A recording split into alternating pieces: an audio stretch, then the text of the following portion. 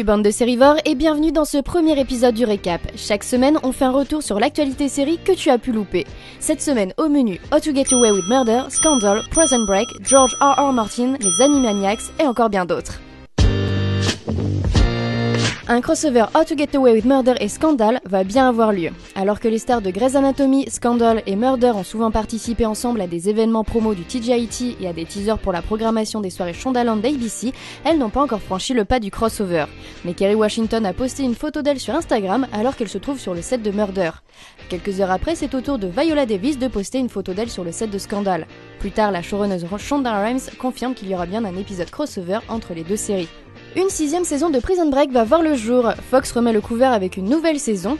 Nous sommes en train de développer une nouvelle version de Prison Break, a confirmé jeudi le président du network Michael Thorne lors de la tournée de presse hivernale de la TCA. Nous sommes en premier stade de développement, mais nous sommes vraiment excités à ce sujet, dit-il. Le PDG de la Fox, Gary Newman, a révélé plus tard que la nouvelle saison ne présenterait pas un tout nouveau casting, ajoutant que le créateur de la série, Paul Scheuring, avait une idée pour une autre saison. Il est entré et l'a lancée, mais c'est encore très tôt, nous n'avons pas encore vu de document écrit. Les commentaires des dirigeants arrivent environ un mois après que Dominic Purcell ait laissé entendre qu'un deuxième revival, aka la saison 6, était en préparation sur les réseaux sociaux, et 8 mois après la fin de la relance initiale de 9 épisodes. Le co-showrunner Von Wilmot a déjà exprimé son intérêt pour revenir sur Prison Break, disant que les idées s'infusent et que si le bon scénario arrive, il était sûr que le gang serait de retour. Sci-Fi commande une nouvelle série de George R.R. Martin. Game of Thrones est peut-être en train de se terminer, mais il ne faudra pas longtemps avant qu'il y ait une autre série de George R.R. Martin sur nos écrans. Sci-Fi a commandé Night Flyers, une adaptation de la nouvelle de Martin écrite en 1980 et adaptée aussi du film de 1987 du même nom.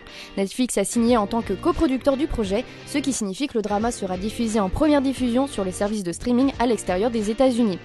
Night Flyers verra Gretchen Mol parmi 8 scientifiques et un télépathe qui se lance dans une mission dans l'espoir de découvrir une vie extraterrestre qui pourrait être la clé de la survie de l'humanité. Cependant, quand des événements violents et inexplicables commencent à frapper le petit équipage du vaisseau spatial Night Flyer, ils réalisent que le voyage sera beaucoup plus dangereux que ce qu'ils avaient imaginé.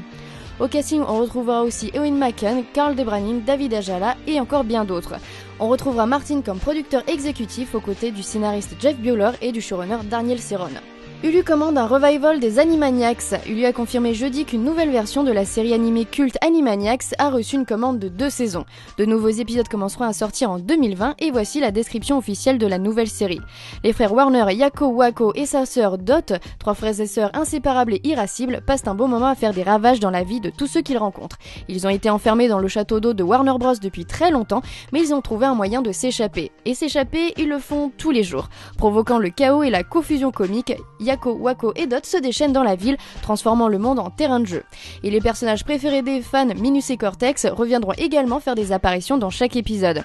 Les Animaniacs ont été diffusés à l'origine de 93 à 98, d'abord sur Fox Kids, avant de déménager à la Warner Bros Kids. En France, on a pu retrouver les épisodes à partir de 1994 sur Canal+, puis sur France 3.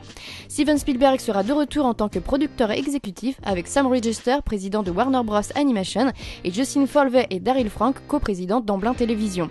De plus, Hulu va remettre en ligne tous les épisodes originaux, c'est le moment de les binger.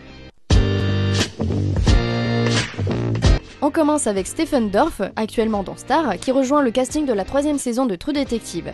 Cette prochaine saison se déroulera autour d'un crime macabre dans les Ozarks et l'histoire se passera sur plusieurs périodes différentes. Dorff incarnera Roland West, un enquêteur de l'Arkansas dont la vie et la carrière ont été très affectées par le meurtre. On continue avec Matt Letcher, qu'on a vu dans Legends of Tomorrow et The Flash, qui rejoint le casting de la 4e saison de Narcos dans un rôle régulier. Après que la traque d'Escobar se soit terminée, la DEA et l'agent Javier Peña vont porter leur attention sur une nouvelle cible en saison 4. Letcher jouera un membre de la nouvelle équipe de la DEA et de la police colombienne.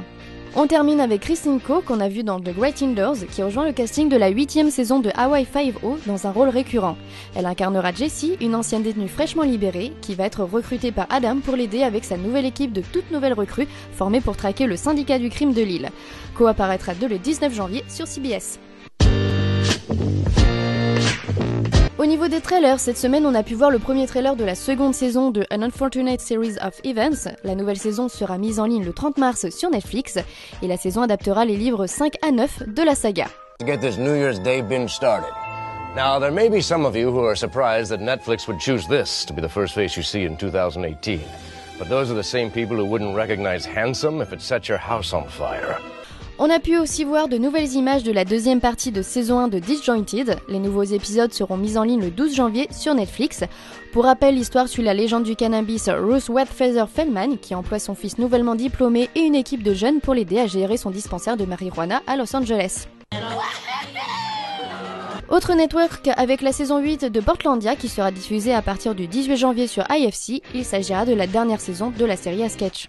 A clinic of your own, like a women's health clinic. Well, it seems like we need a medical degree, which I don't have. On termine ces trailers avec la seconde saison de One Day at a Time, qui sera mise en ligne le 26 janvier sur Netflix. La série suit 3 générations de la même famille cubano-américaine vivant dans la même maison. Une ancienne mère militaire nouvellement divorcée, sa fille et son fils adolescents, et sa mère assez vieille école. What? Total game changer.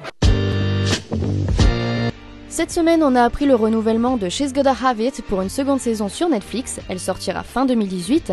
SWAT est aussi renouvelé pour une seconde saison par CBS dans le plus grand des calmes. Tom Clancy's Jack Ryan est renouvelé pour une seconde saison par Amazon alors que la première n'a pas encore été mise en ligne. On attendra la saison 2 en 2019. Toujours au niveau du streaming, Hulu donne une seconde saison à The Runaways. L'adaptation du comics a connu un très beau succès critique auprès des ados, mais aussi des adultes. Enfin, Grownish, le spin-off de Blackish, aura aussi droit à une saison 2 par Freeform. Au niveau des annulations, X-Files ne connaîtra pas de 12e saison, alors que la 11e vient de débuter sur la Fox. Gillian Anderson a annoncé son départ de la série, et Chris Carter, le créateur, a confirmé qu'il n'y avait plus de raison de faire de suite si son actrice principale se faisait la malle. Enfin, The Fosters est annulé au bout de 5 saisons par Freeform, alors que la série se conclura après un final en 3 parties, la série sera remplacée par un spin-off de 13 épisodes avec Maya Mitchell et Sierra Ramirez. C'est fini pour cette semaine, on se retrouve dimanche prochain avec de nouvelles actus. En attendant, abonnez-vous, laissez un pouce et dites en commentaire le nom de la série d'où la musique du générique de fin est tirée. Bisous bisous. My son, my beautiful child, you brought me joy, you've made me smile, but now that you're grown and you're a man, why are you still here?